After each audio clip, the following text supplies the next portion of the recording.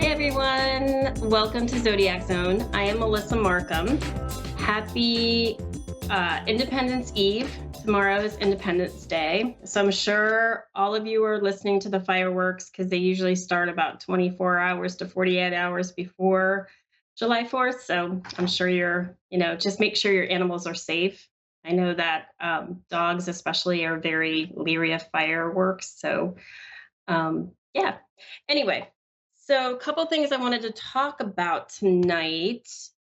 First of all, wanted to mention some interesting things going on in the sky. On Tuesday, we had Neptune going into retrograde, and it was really um, crazy because a lot of my friends and people, my clients, were calling me and they were like, "Why am I so tired?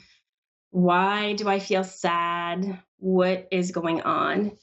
And so typically the outer planets, and when I talk about the outer planets, I mean Jupiter, Saturn, Uranus, Neptune, and Pluto are in retrograde about 50% of the time. So what happens is it's almost like it feels like all this energy is coming up again, and it can cause a very uncomfortable feeling. So Neptune is about spirituality. It's about karma. It's everything 12th house. 12th house. The planet ruler is Neptune. So we just wanted to kind of discuss that today because it is something that's pretty major. Um, and the energy can feel very uncomfortable. So some of the things to look forward to, it's inner exploration. It really encourages introspection and inner exploration. It's a time when you become more aware of your dreams, fantasies, and subconscious motivations. Now, this retrograde is going to last about 5 months. So, um, here are just some of the tips that you can be aware of. Disillusionment is another thing. Neptune governs illusions and delusions.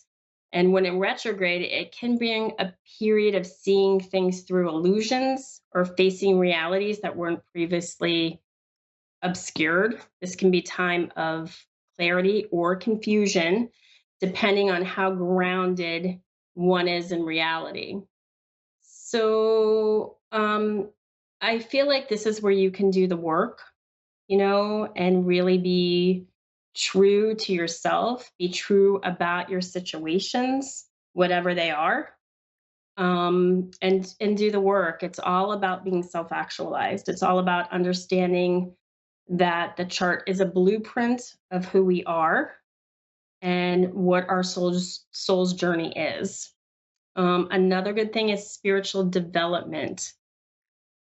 This is about spiritual growth and understanding. It may prompt you to delve deeper into spiritual practices. Meditation or self awareness exercises are really, really important right now. Another thing is creativity and inspiration. It can enhance creativity and artistic expression. It heightens sensitivity and intuition. Artists and creators might find this period particularly inspiring. So if you're an artistic type, if you have that mental block when you're creating some sort of artwork, whether it be sculpture, painting, the next 5 months could really you can kind of delve deep and um, get that inspiration. Emotional sensitivity. Neptune's retrograde may make emotions feel more intense and raw. I know that that's the way I felt on Tuesday. I felt really raw, intense. I almost made stories up in my head that weren't really there. And I had to really work through that energy. So, um, yeah, another thing is review and reflect. And this is true with any retrograde, whether it be Mercury, um, whether it be Neptune. it doesn't matter. It's a good time to review spiritual beliefs, creative projects, and dreams for the future. Reflecting on these can lead to deeper insights and personal growth. So I feel like all of these things are, again, we're trying to look at this from a how do we work with the energy instead of against the energy? Because I find that most people work against the energy because they feel bad, and what they say is, oh my gosh, I feel terrible, I'm very confused, and they stay in that state of confusion because the way it works is energy matches the state of consciousness that you're in. So I'm just trying to provide you some tips that can help you. So that is Neptune in retrograde. Another thing I wanted to talk about is um, this new moon. This new moon on Friday. I'm getting out my daily planetary guide, which I look at every day. And this one is going to be a very powerful moon because it's in Cancer and it's in what is called Kazimi, which means that it is very close to the sun. So that's going to make it very, very powerful. And I wanted to kind of talk about put together a little bit of notes here, and I wanted to say, you know, Cancer moons are about nourishing yourself. I mean, it's really about that emotional sensitivity, those nurturing qualities, your intuition, and really your strong connection to home and family.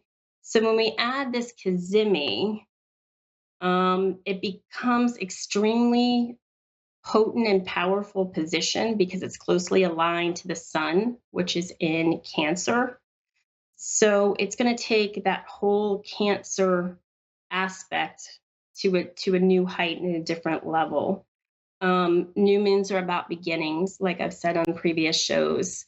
So, for example, let's say you don't have the best relationship with your family. This could be a new building block and a new way to maybe get back together, to look at it from a different perspective. I tell all my clients, especially when it comes to family, that it's very karmic, and most people don't understand this, but I say, if you had the family that you think you want, and that was as nurturing as you want, you probably wouldn't have thought outside to begin to find your spiritual journey, if that makes sense.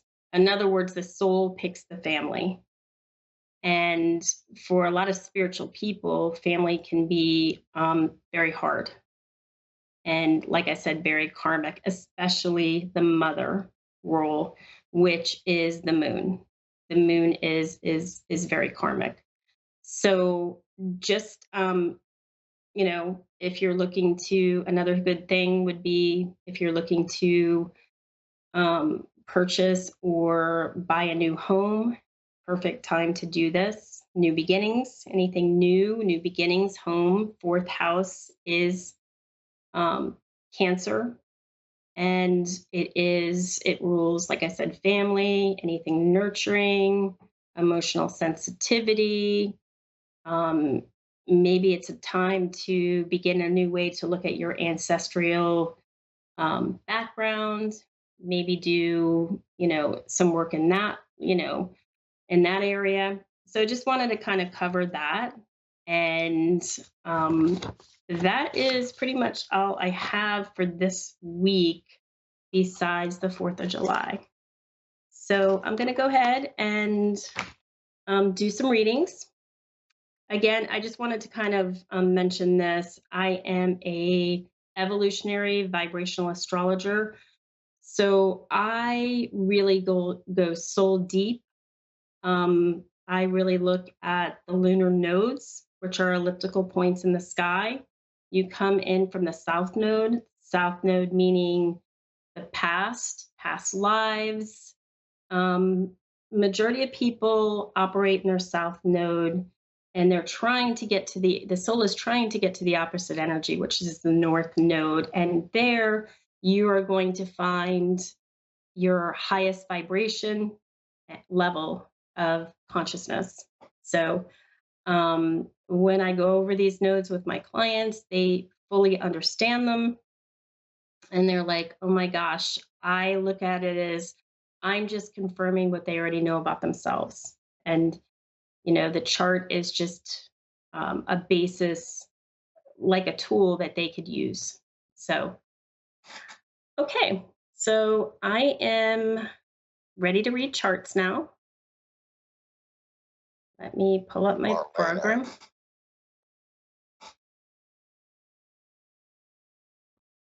Okay. I'm sorry, what was the Mariana? Marlena. Hey, how are you tonight? I'm fine. Yeah. How was your Tuesday with the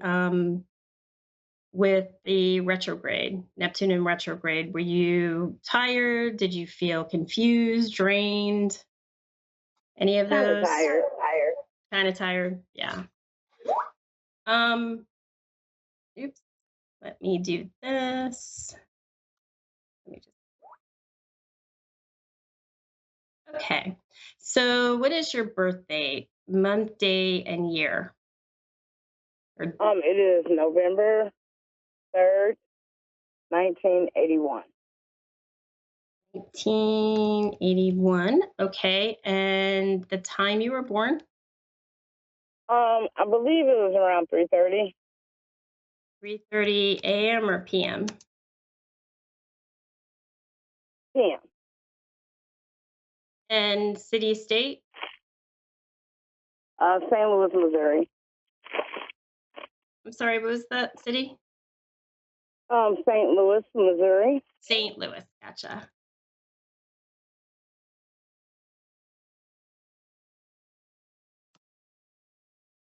Alrighty.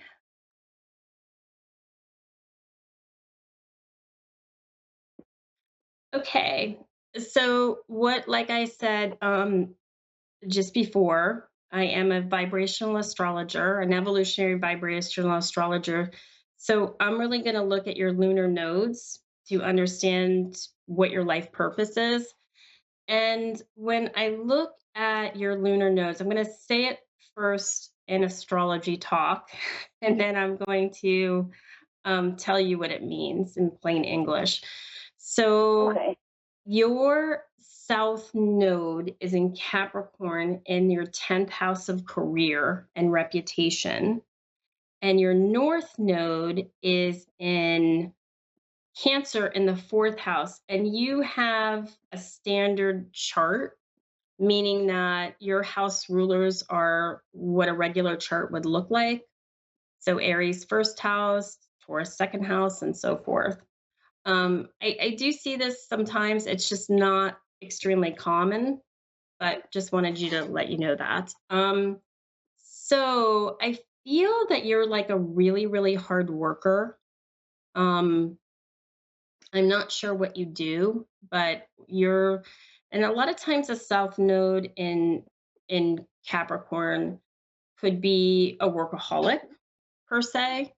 They also they have a distaste for authority and specifically for the government, a lot because it's all about fairness and treating people a certain way.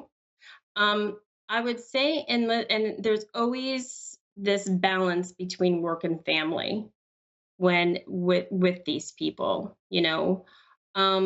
I would also say that sometimes parents can be an issue, you know. Typically it's always the opposite energy. So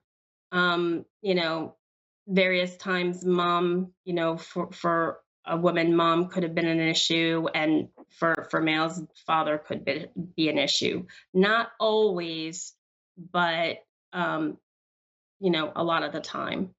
So I would say in this lifetime,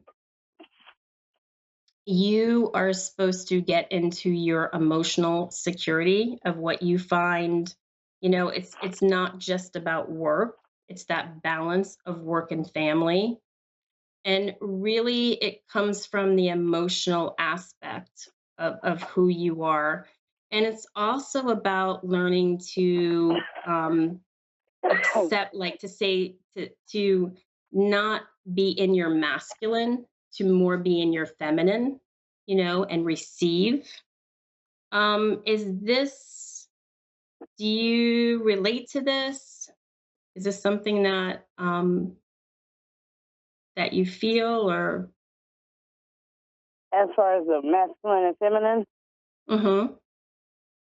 And the balance um, of work and family and really being kind of a workaholic or somebody that's really into their career and getting things done and pretty task oriented. yeah, I'm more so like a workaholic mostly, Mhm. and Yeah. I do cherish family. Yeah. I So think it's between I think it's more the yeah, just between balance. work and family. Yeah, I think it's more of the balance. You having that balance of work and family, not working too much or where it's, at the sake of your family, because like I said, Right. a south node in Capricorn can be a workaholic.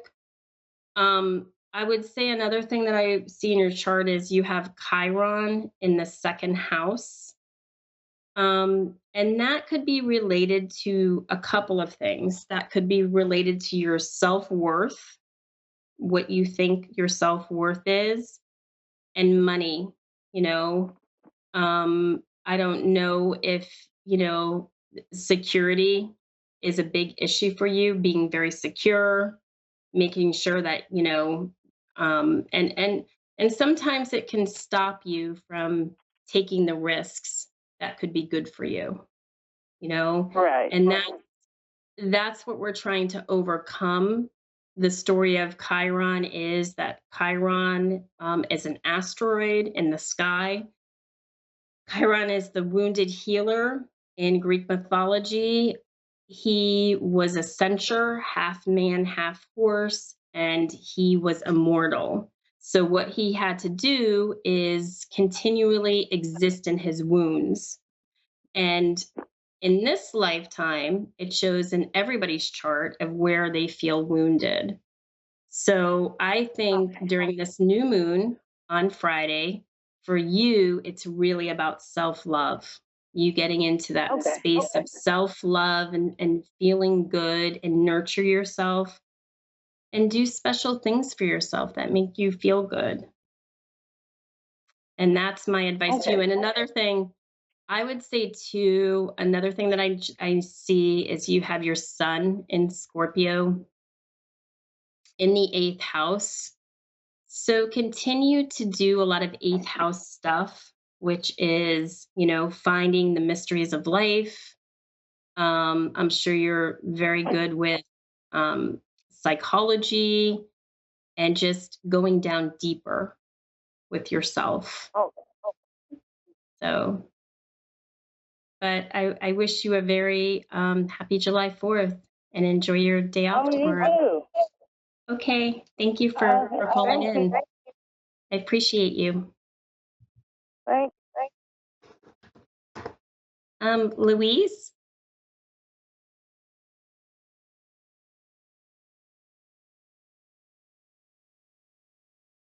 I think the next was Louise. This is Louise. Yeah, Hi, Louise. How are you? I'm okay, Melissa. Um, so what is your birthday? Day, month, year? I'm the day is the 28th, 10th month, Mm-hmm. I'm sorry. 64, What was the month? 1964. The I 10th didn't month, get the. 10 Oh, October. October. Okay. October 28th, 1964. Sorry. Correct. Yeah. I got it. Okay, and the time? I was born at 10 a.m., but not here in Canada.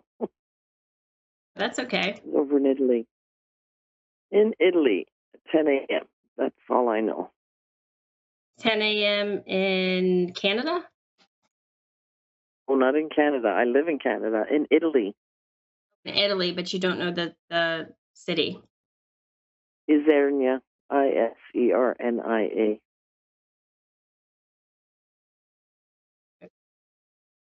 I see. IS. Alrighty, I got it. IS. Mhm. IS. Molise, I guess. Isernia Molise, Mhm. they say. Yep, I got it. Okay. I'm looking at your chart. The Pisces. Okay. So, like I said, I'm an evolutionary vibrational astrologer. So I look at the lunar nodes, which are the elliptical points in the sky. You come in from the south Mhm. node, and the mission is to try to get to the north node. So I see your south node is in Sagittarius in the first house. Your north node is in Gemini in the seventh. So I would say with a South Node in Sagittarius, you're like the internal student. You know, you have Mhm. this great love of knowledge and checking. You're like the person that when I teach my classes, that's always writing notes and making sure that you understand everything and research and it's in the first house. So I feel like you're the type of person that you can be a take charge person. You have everybody's back, you know especially people that are in your inner circle. And in this Okay. lifetime, it's really about speaking that knowledge that you already know, you know, and Mhm. from understanding it from your closest relationships point of view, because you're probably the type of person that it's like you immediately know what to do, when they're hurting or there's a problem. But for them to really understand it, you have to speak it to them so it they can understand it. You already know. You know what I mean? Does that make sense to you? Yeah, yeah, actually it does. Like, it kind of does. Interesting. Yeah. Yeah. So it's really about speaking the information that you already know so they can understand it. Hmm. And if you can do that, you it will make a world of difference to all your closest relationships, and plus to yourself. I feel like too, a lot of times a north node in Gemini, deep down inside they have a really good book inside of them, you know and it's really also about listening. When you focus on you, it's about the words that you say to yourself too. And typically they should be very positive and uplifting, you know? And from there, you're going to get to your highest vibration. Um, I would say that you have your Chiron being an asteroid. Like I said to the Right. last caller, Chiron was half man, half horse. He was a centaur and he was Right. immortal. Right. So he typically lived in, and until he was released, he kept living in his wounds every day. Mm. Your Chiron is in Pisces in the third house. I would say having Chiron in Pisces, sometimes it's difficult to relate or to connect with source, you know, where it's It's like hard to connect with what? with source, with spiritual, like at a higher spiritual level, Right. sometimes you can feel confused, or you can feel like escaping, and sometimes you can feel like, you're a victim in your own spiritual journey, you know, and a lot of times in the third house, it can cause confusion, where it's difficult to concentrate because it is third house Okay. in Gemini. Um, and the way to do that is to use your intuition, don't discard it.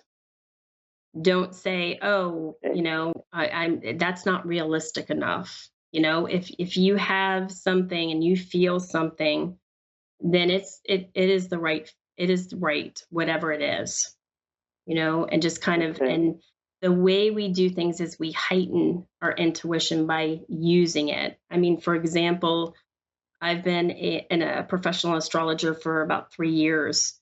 um, I started just getting better just being in the chart all the time. It's not like I'm an oracle or somebody gave me a gift. I mean, I do, I work it, is what I'm saying. And that's what I would say to Right. you is to work it, you know, Right. and to, you know, uh, Do the meditate. work to get the benefit. Exactly. Yeah. Do the work to get the benefits, and to meditate, and to ground yourself. I mean, it's probably perfect weather to do those outside walks and get into nature in Canada, right? You could do all these amazing things right now to kind of connect to that level, to the energy. I tell my clients to put the cell phone down, you know, go out for a walk without it. I remember life without cell phones, and I think some of us don't. So that's what I have for you. And I know that you guys don't celebrate July 4th, but I hope you have a great weekend and go out there and do something spiritual and ground yourself for this new moon in Cancer on Friday. Okay. All right. Well, thank you very, very much, Melissa, and happy July 4th to you. Thank you so much. You take care, Louise. All right. Thank you. All right. Bye-bye. Bye-bye. Yeah, so that's what I have for everybody. And I wish everybody a very, very happy 4th of July, and just enjoy your time with your family.